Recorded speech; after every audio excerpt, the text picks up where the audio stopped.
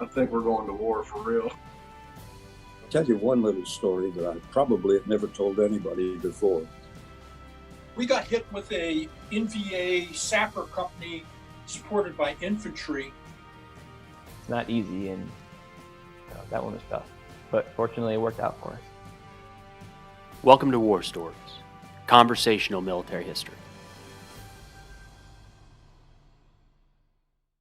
All right, what's going on, everyone?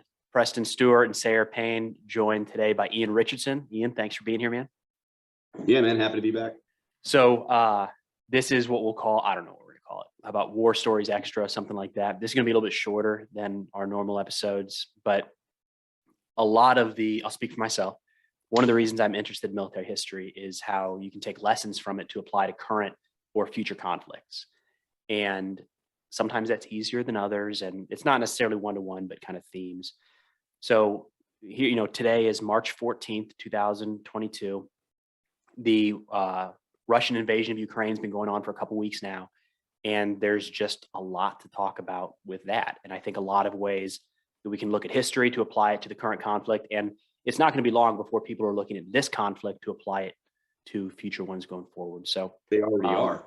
There you go. So with that, we asked Ian to come back on, who did an awesome analysis of kind of some Ukraine, Russia / Soviet Union history. Mm-hmm. What was that, like 2 weeks before the war started? It couldn't have been any sooner than that. Maybe. Yeah. Feels like forever ago. Yeah. Well, that's how much has changed. But anyways, we're going to try to keep it. We'll see how we do here, man. I want to keep it kind of high level, but at the same time, get into some details. So I know that's a contradiction, but yeah, take it away, Ian. Where should we start with all of this?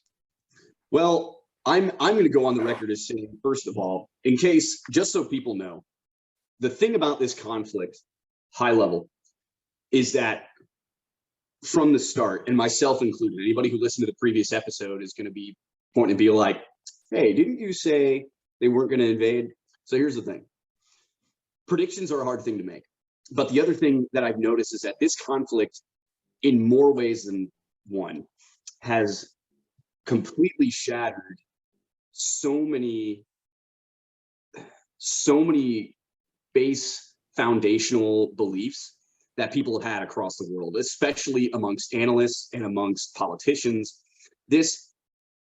People have been trying for years to try and understand the mind of Vladimir Putin and the Russian government and the Russian military, and trying to understand what they've been doing in the ramp up to this moment. But the thing is we made so many assumptions based on the last 20, 30, 80 years at this point, almost in the wake of World War II. This conflict has gone in the face of all of that. And it's been very difficult, as you know, as Preston can attest to. Like, we were texting back and forth when this whole thing started. And it took me about 2-3 days to just kind of wrap my head around what the hell was going on. It has been flustering, and it has been so hard to kind of reel and figure out what is going on, because no one expected things to go this way. And this was all based on, it's not like, I understand to a lot of people that don't maybe follow this all the time, or haven't been following it for a long time, it seems like, oh, it's obvious. He had all these troops around the border, and he's going to move in any day. But when it's very easy to look at things in hindsight. Hindsight is 20/20, right? But just like around World War II and around other previous large wars, people always have the best intention in their mind, and they hope it doesn't go south. Everything is based on how things have led up to, in that moment prior to the invasion. We have 80 years of precedent in Europe in a peaceful World War II coexistence, for the most part, that built the foundation of how we saw Russia and in relation to Ukraine up to this point. Yes, they've been fighting an not insurgency, but they've been supporting a separatist government in eastern Ukraine. But that was all. Russia had basically taken everything they could politically up into the line that they could get away with by saying, "Oh, we're not doing it. It's not the Russian army that's invading Ukraine. It's these separatists in these eastern regions that identify with being Russian and don't want to be part of Ukraine, etc." They did everything they could everything but in name only, to support these separatists, fight the war against Ukraine. And they've been doing that since 2014. But that is a wholly different thing than sending in whole combined armies of the Russian Federation into a sovereign nation under your country's flag. So this whole thing has just been so different than what anybody ever thought the post-World War world would allow it. And I think in many ways, because we've become so complacent and because we have so many things in place and because people's fears to this point had always been of what's the wider war? How could this spin out of control? That's paralyzed us almost to the point that Russia took advantage of it. And I think that's a big reason for why things went the way they did. But I will just go on record as having said, I was wrong. Many other people far more knowledgeable than me are wrong, we're wrong, and we are now just scrambling to follow things day by day as it happens. So that's Well, where we're when at.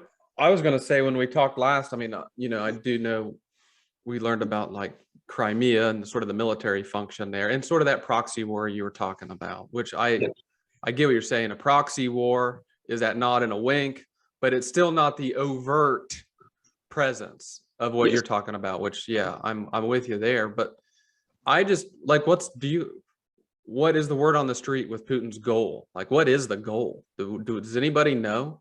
Hey, Ian, before you get into that, there's a disclaimer that I meant to throw out at the beginning. But so Ian and I know each other through the Army Reserve. We're still connected to the U.S. Army and the military in that sense.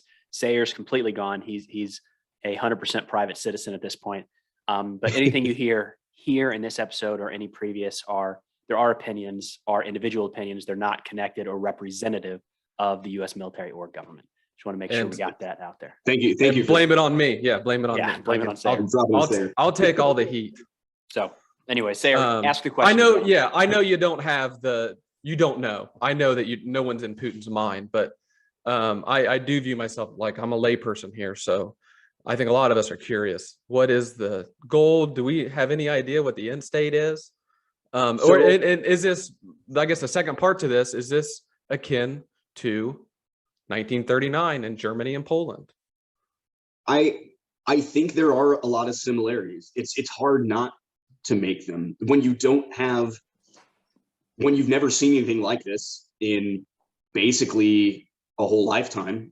You have to start drawing parallels where you can. There are desires on the part of Putin to gain certain lands, given their ability to produce. You have all sorts of manufacturing and stuff that's available in Ukraine. You also have, as weird as it sounds, we like to talk about these things as if they were a figment of the past. They're part of World War II, but like grain, food, wheat.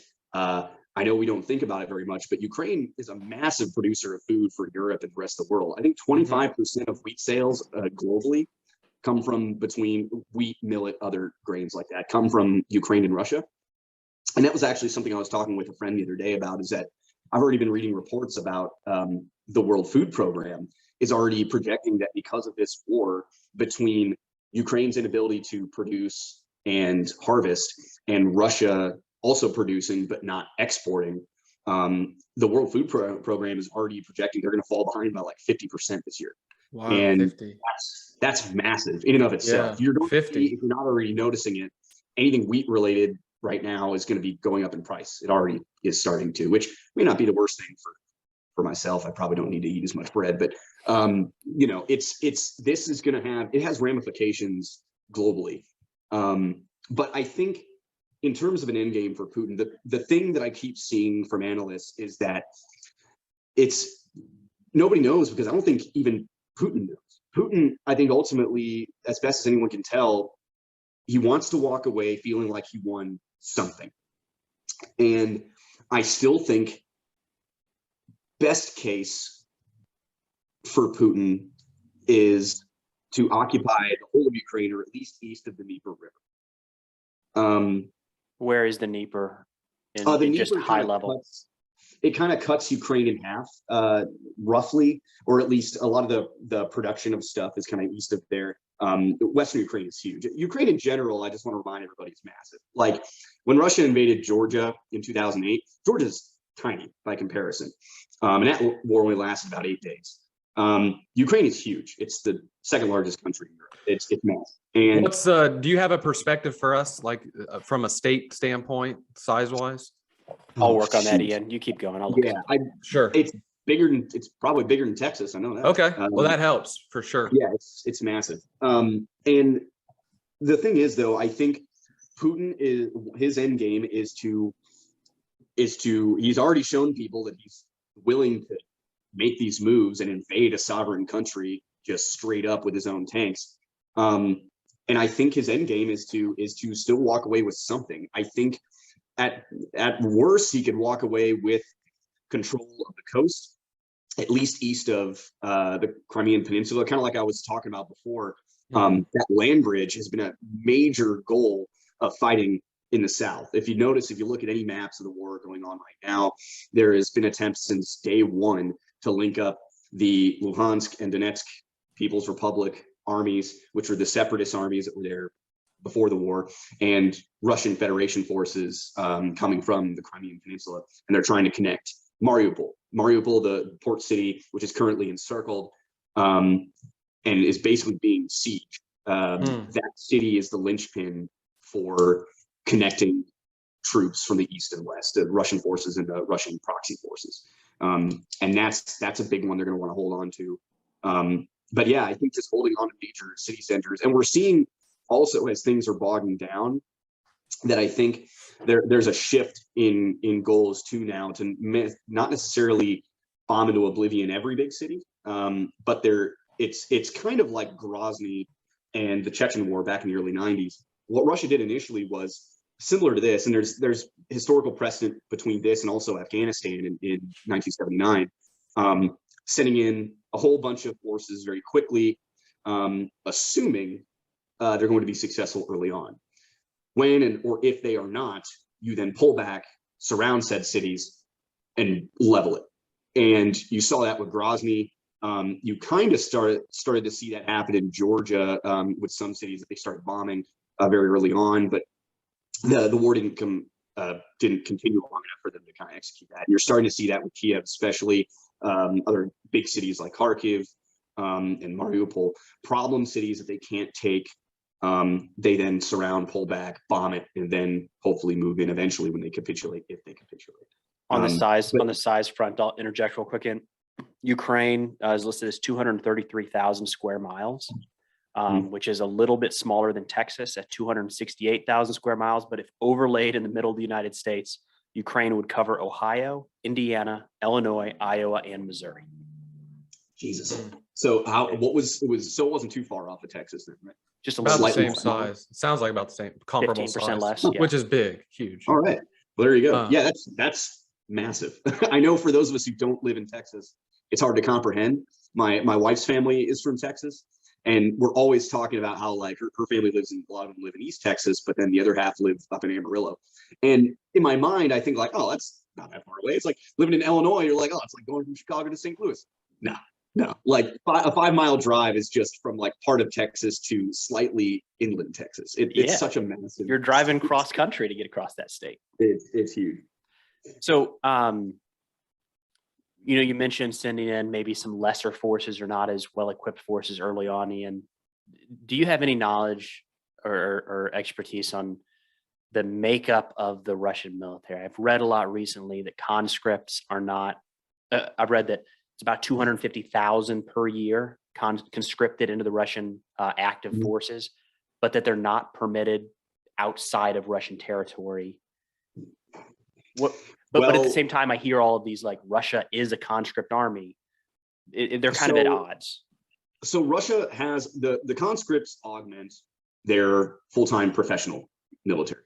It's very similar to what a lot of communist bloc countries did throughout the Cold War. East Germany is a good example. You had a sizable, by comparison, conscript military or professional military to a regular influx of conscripts that were going in and out every roughly 2 years. Russia is very similar to that today.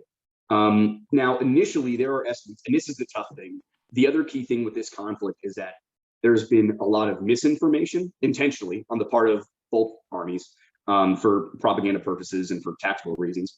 And there's also just a lot of, because we live in an age of communication, people want to latch onto the first thing they find and kick it out there. And that's made it very hard to track this conflict accurately. Or if you do track this conflict like I do, you just get a lot of vagaries. It's a lot of very overarching, concepts. I have to follow several different media outlets, as well as a lot of good information actually is now starting to come out of like Telegram and a lot of places that are what's the word I'm looking for, encrypted. There's a lot of good feeds there, because in a lot of cases, I was just talking with a friend today, what's happening now is you see initially it was disinformation from the Russian side, and Ukraine is just struggling to get any info out there. Now it's kind of starting to reverse, at least for Western outlets in the West now, because of the censoring of a lot of Russian propaganda outlets. You're now seeing nothing from the Russian side in Western media and everything from the Ukrainian side. So I don't want anyone to think immediately, by the way, Russia is very much the bad actor here. They invaded a sovereign country. I don't want to, sugarcoat that in the slightest. However, in any conflict, I urge your listeners to do their best to try and seek media outlets from both sides, and like anything, kind of find a middle ground between the two. Like you see with casualty numbers and KIAs on both sides, they're both kind of high depending on who's reporting, and they're both kind of low depending on who's kind of reporting. So you got to kind of meet in the middle. That's the double-edged sword of the modern era of a conflict like this and following, is that you get too much information and you get inaccurate information. And so you kind of have to hedge the two and come somewhere in between. But it's hard to tell, but most of what I'm finding is your accurate information is coming out days or a week or two later. So we're getting a clearer picture now of the beginning of the conflict than we had in the immediate hours during. And from what I'm seeing, there were initially a lot of conscripts, it appears, on the ground with Russia's armed forces. By and large, it seems a lot of those are being replaced or rotated out and sent back to Russia, or at least back behind into their border. And they're being replaced with professional soldiers. And also there are starting to, on both sides now, we're starting to see a lot of mercenaries and foreign fighters, which is, in my opinion, part of what's getting unsettling about a lot of this. In addition to the casual threats of nuclear war in Europe, you're starting to see Chechen volunteer fighters on both sides now. You're seeing Syrian fighters are being welcomed by the Russians in to fight on their side, on the part of coming from the Syrian Arab Army, i.e. Bashar al-Assad's forces. And you're seeing Syrians also in very small numbers, but you're seeing Syrians also volunteer and fight for Ukraine.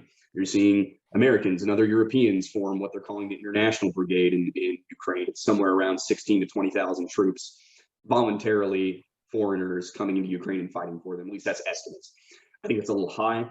The other thing you're seeing, though, is a lot of those people, you're seeing foreigners come in with no military background and being turned away by the Ukrainians because they're saying, look, dude, we appreciate it.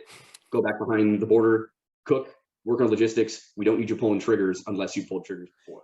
Kind of and back to the propaganda piece, or just the news outlet piece, those stories are going to make the news. And so it's like people want to report Syrians coming in and fighting, or even former GWAT veterans. And maybe there's 100 GWAT veterans, but there's also like 3 million of them collectively in the United States. And so 100 is a lot smaller of a number. But if you just report, we've got combat veterans from United States fighting in the front lines of Ukraine, that's a true statement, but the vast majority of people are not doing that thing either. Right. And that's the important thing, Sarah, is perspective. It's like anything else. It's, the news is news.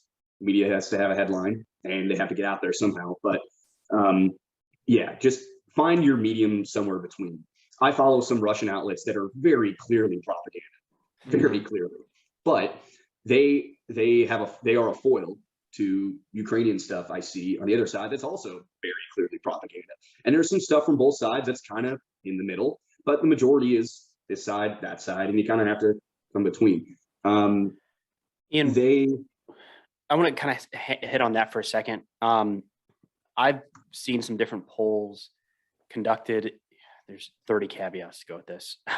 Conducted in Russia by Russian organizations of Russian citizens for support of the war. And the numbers I've seen have been like north of 50%. What are, from your looking at all these different sources that you're doing, what are you getting on that end? How much of that is made up? Is there much support? Best guess. so I don't think there's a whole lot of support. I think, here's the thing. There are some Russian polls that are probably being released that might not be that much of a stretch, but you got to remember the media vacuum in which most Russian people are living. It's kind of like how people say like, oh, Putin, you know, before this during elections and stuff, oh, Putin enjoys like 86 or 65%, you know, vote from the populace. That might not be untrue, but when you only have 3 options, it's not that hard to get 65%. Sure. You know, it's something to remember. It's all about context. While some are very clearly propaganda, other ones are probably truthful, but they're not made in a what's the word I'm looking for, in the level manner. I think from what I've seen and what I'm seeing from outlets from Russians, regular Russians are either not a fan of the war or ambivalent, and that kind of goes back to a kind of malaise with government bureaucracy that's inherited by the Russian populace from the Soviet era. So many people, and you talk with people that were in the Soviet Union during like key events and later on in the 90s, because of the history they have with their country and their government, especially between the people in the government in Russia, there is a kind of just a, you know, it is what it is kind of attitude amongst most people in Russia. But I think the other thing, though, that's unique about this conflict is that it does appear to have, when media isn't being shut down by Russia, it's very unpopular, especially in larger population centers that might have more access to more open media and Western media sources.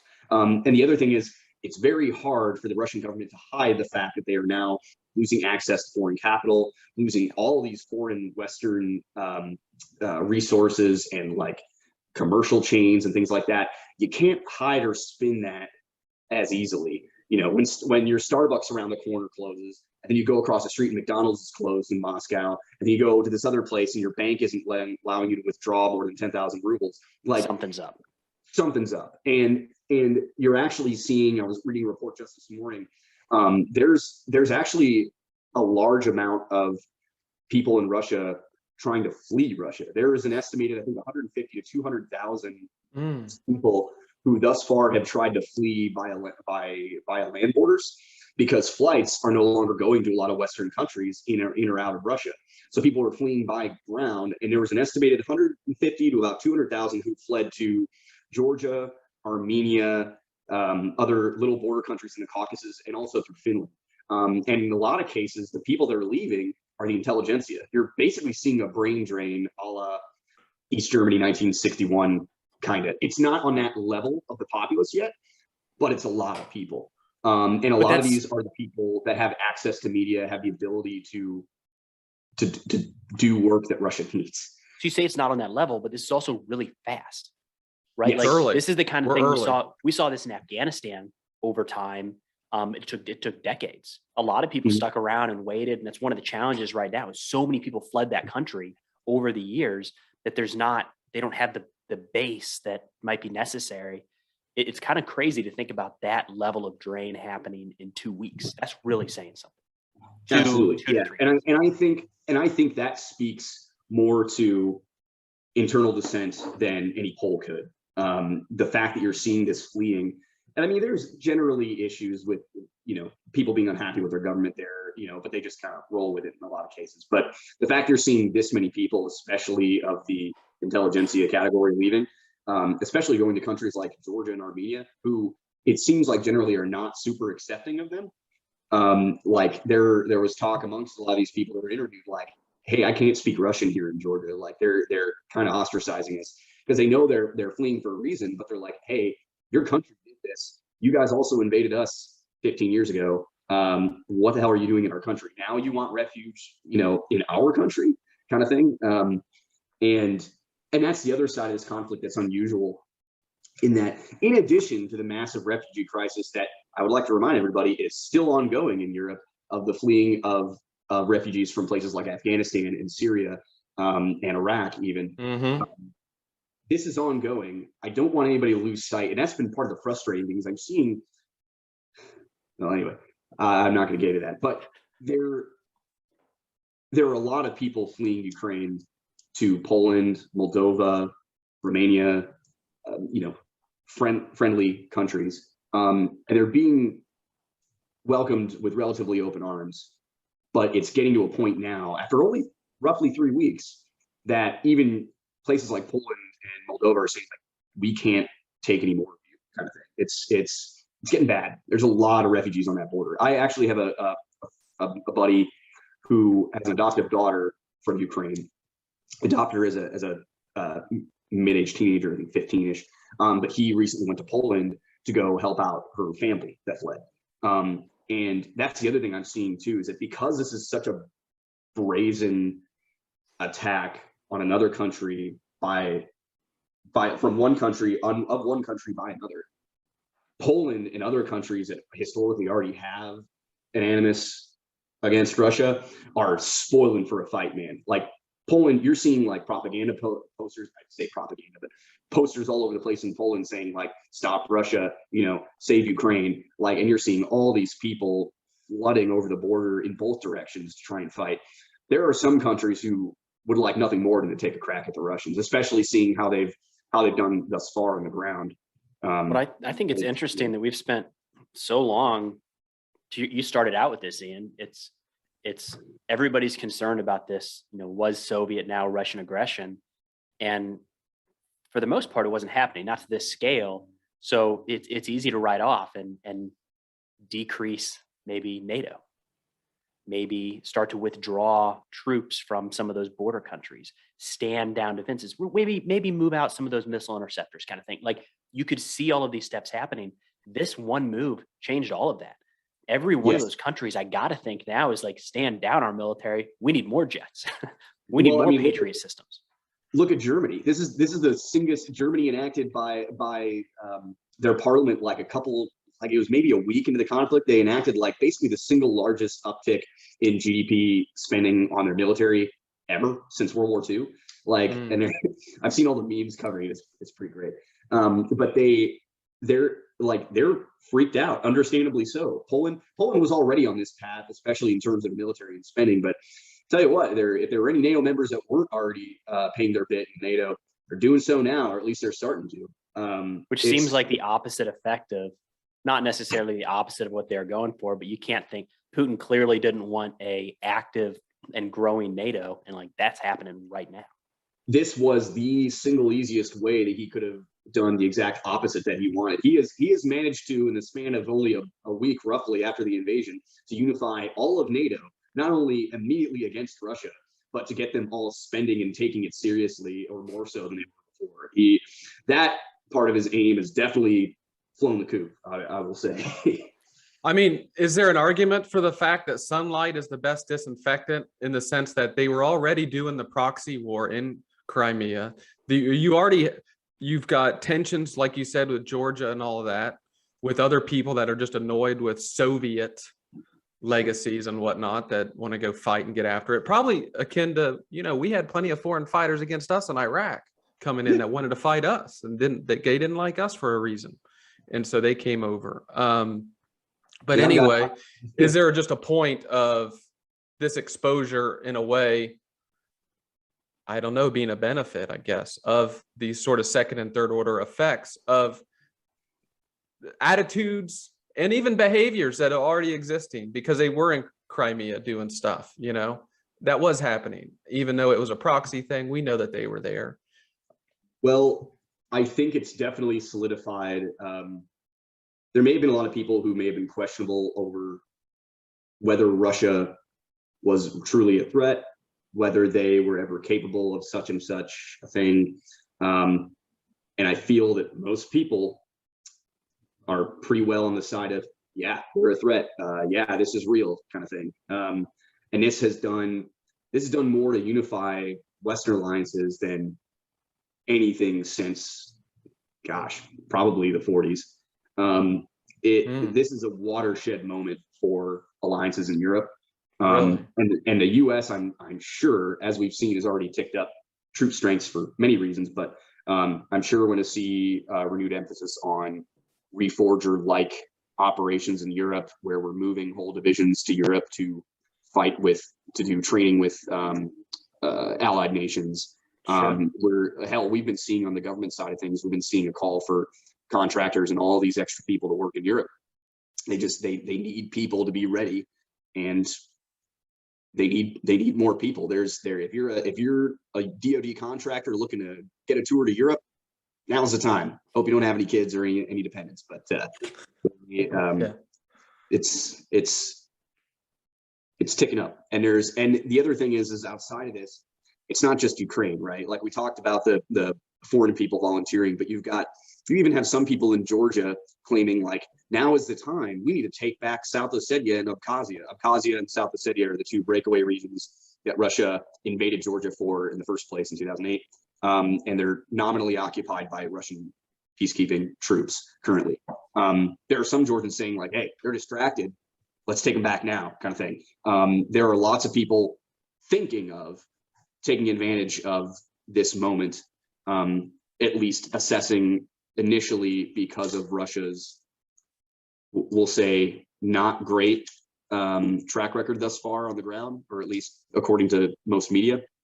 And even Japan has started mentioning like a lot more staunch claim to the Kuril Islands. For those who don't know, they're this chain of islands that go all the way up above Hokkaido and the northernmost islands of Japan. Russia claimed a lot of those islands after they invaded them in 1945. For further context, those who don't know, Japan and Russia fought directly in World War II for the last 3-ish months of World War II. It was mostly in Manchuria, but it was a race on the part of the Russians to push the Japanese aside and start island hopping and try and claim as much as they could in the area of Japan, so they had a launching point in case they ever got into a conflict with the United States. And to this day, they hold some of those islands, the Kuril Islands. And since then, Japan has argued with Russia over the sovereignty of said islands. Nominally, they were Japan's first, but who knows who was there before that? Sure. It's Japan. But to this day, they're manned by Russian border troops and some other small elements there. And the Japanese just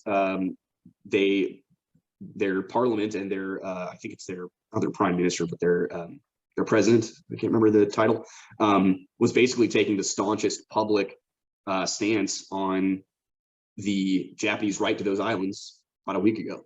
And Japan has historically been very averse to being very, militaristic since World War II for many reasons. Congressionally, in a lot of cases, or not congressionally, sorry, but due to the way their politics is structured after the war. But, constitutionally, they have limitations. Yeah. But constitutionally, they have limitations on their military, but they've been rebuilding. They have a large maritime, basically naval landing forces, Marines. And they're basically saying like, hey, these are ours. And generally they don't say stuff like that. So I have a lot of friends that are also watching that. Sure. That is interesting. This has potential to involve a lot of people. And fortunately, China seems to have been kind of staying out of it. There were reports about a day and a half ago of them supposedly claiming that Russia had asked them for equipment and material help. Both Russia and China have denied this. This also came out shortly before a meeting between US and Chinese officials in, I think it was Rome or Europe somewhere. So this is another one of those cases of where media headline, Russia asked China for help.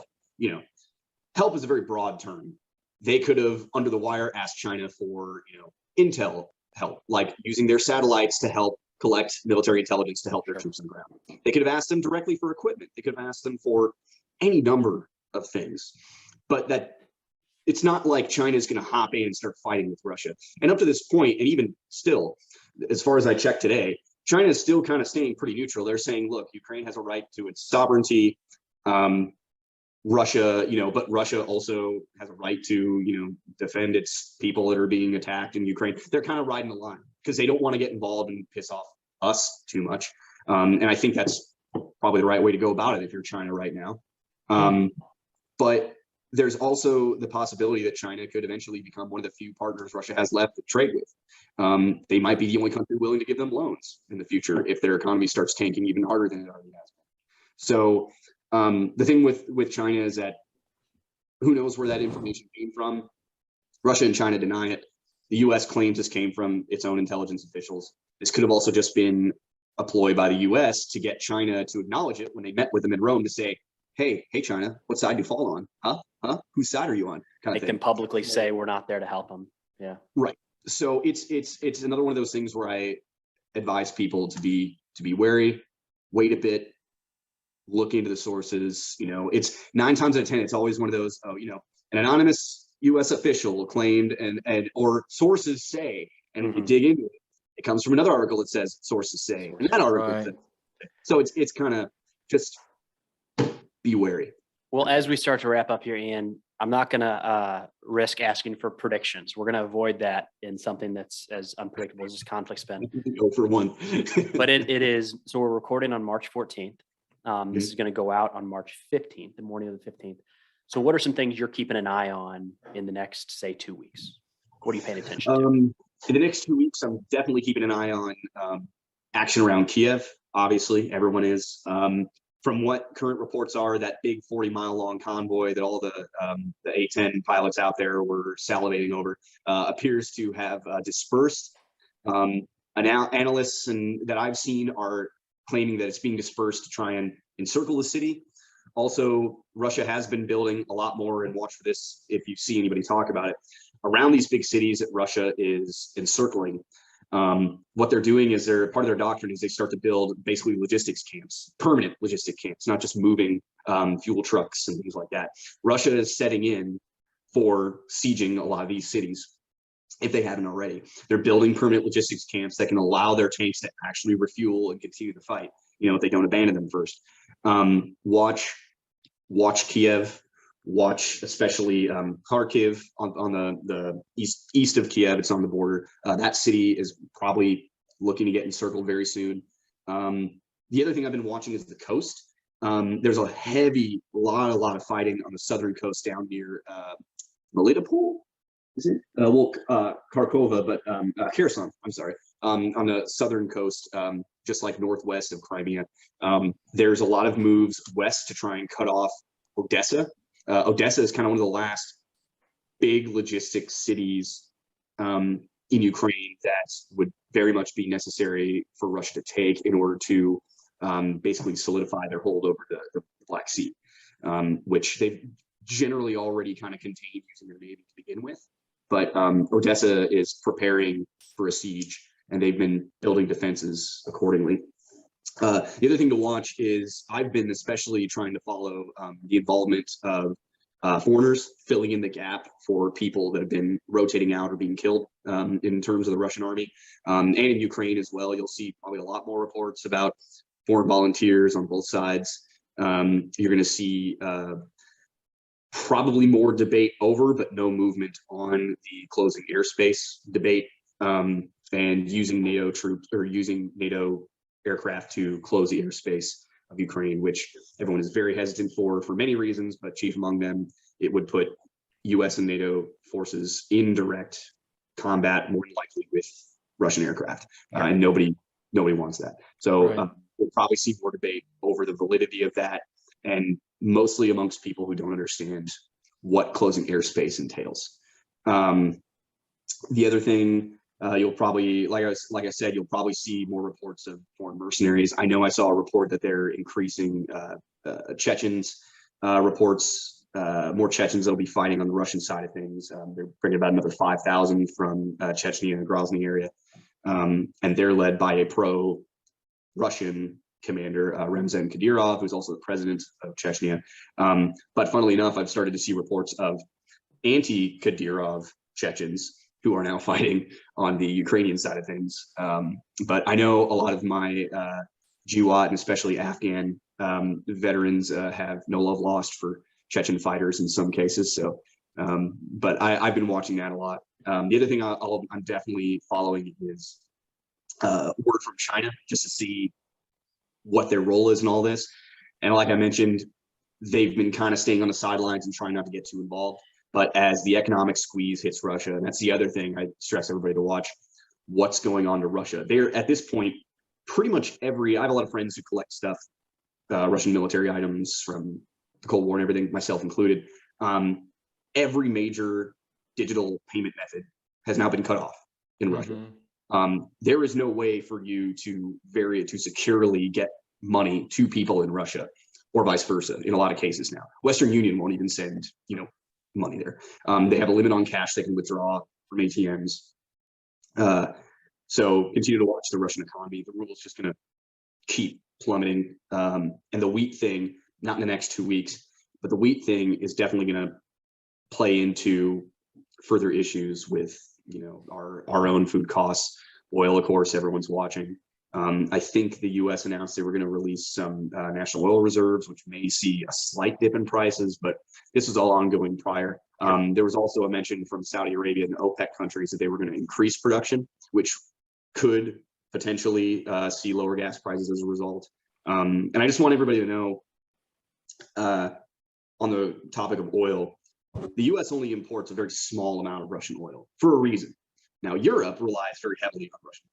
We do not. So the banning of Russian oil and its import in the U.S. really wasn't going to do a ton to us directly. The reason oil prices are as high as they are is not because we stopped importing Russian oil. It's because everyone else stopped importing Russian oil, and now national prices or world prices go up as a result. It doesn't really have to do with cutting Russian oil from the U.S. economy. It's the fact that buying oil abroad in general has gotten more expensive because places that do rely on Russian oil are no longer getting it, and stuff. And you could dig into it here and sell it for higher there. I mean, think about. I mean, that's just straight up business. Supply and demand. I'm sure many countries are trying to find a way to make that happen because they all want to do whatever they can to become less dependent on Russian oil. And I will be also watching in the next few weeks to see how Europe responds in terms of oil prices and oil purchasing from Russia, because at present they haven't really stopped importing it because they can't afford to. It's still the winter. But as it gets warmer, I could see them placing more emphasis on restricting oil purchases from Russia once they can afford to, when it's warmer in the summer, things like that. What's the name of that city though? The east-west city that hold Malden or something like that? Oh, Mariupol. Mariupol. Yeah, that one stood out to me as to look for that too, just to see what's. It seems pretty decisive in a way.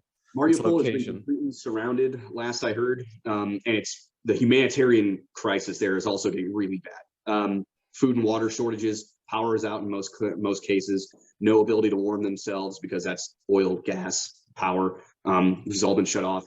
I know it's getting warmer here in the U.S., but it's still freaking cold in Ukraine. So there's a humanitarian crisis looming and already in the process in Mariupol, and supposedly reports of mass graves for people in the city. We've been seeing a lot of that. But Mariupol will definitely be a linchpin. Thanks for mentioning that. That's a big one, because once that falls, you've got a direct lane connection between your forces in the east and a lot of the Russian forces down in Crimea area. And if they're setting up, I know we're going to wrap it up, but if they're setting up those permanent logistic things, this isn't going to be a short little war. It doesn't sound like.